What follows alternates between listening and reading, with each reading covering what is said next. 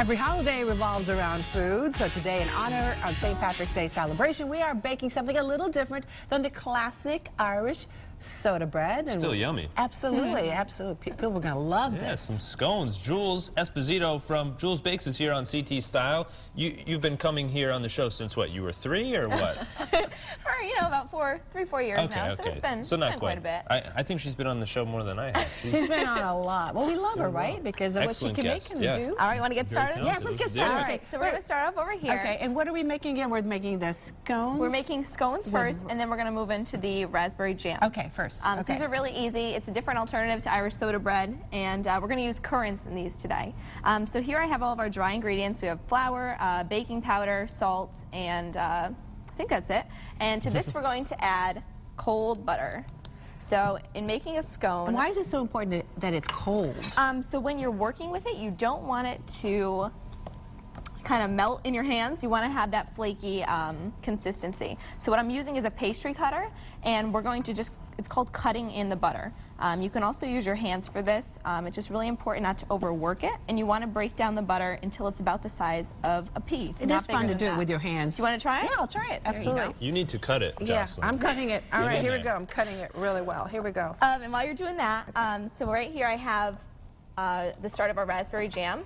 So this is, we're going to do equal parts of raspberries and sugar. So today I have about 1.5 cups of each, and we will boil that. We don't have the stove on today, but we're going to boil it. That's okay. We'll add in the sugar. So how much sugar are you putting Equal in there? parts, so we're going to do about 1.5 cups today. You want to give that a stir? Yeah, I'll do my best here. And so that will be boiling. When you add the sugar in, you're going to want it to boil for about 2 more minutes, and then you're just going to let it cool. I jarred it up in some mason jars, and I did about 4 cups when I was doing this at home, and it made about 1.5 jars. So is this like a little sauce for the side? Because I don't see any of the... You're just going to dip it, right? Yeah, exactly, exactly. It's something nice to serve it with your guests, because sometimes scones, they're great, but they're also a little bit dry sometimes, so it's nice to have something to...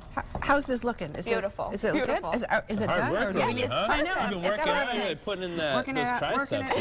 Working it. Okay. So Jules, you're a senior now, or I'm a junior. A junior, okay. Yes, well, yes. This isn't track here. So I have about 1/3 of a cup of cream, and I'm just going to whisk into that with a fork lightly 2 eggs. And so we're breaking it up beforehand because we don't want to overwork the gluten in the scones. I'm not overworking the flour. No, you are perfectly For fine. a second here. Okay.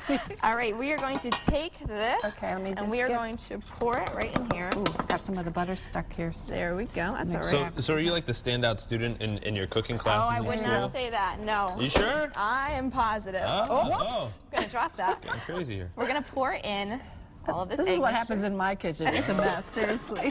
I'm a hot mess in the kitchen. Okay. And then we're just going to fold this in. And we just want to be careful, like I said, not to overwork it. Okay. And so this will come together nicely.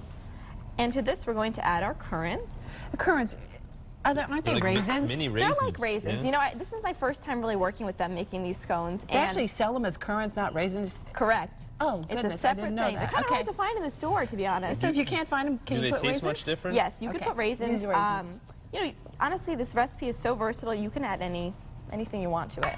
I'm going to add a little bit of lemon zest to this today. Nice. I love the flavor of lemon. So then you form those, and you drop them in the oven for how long?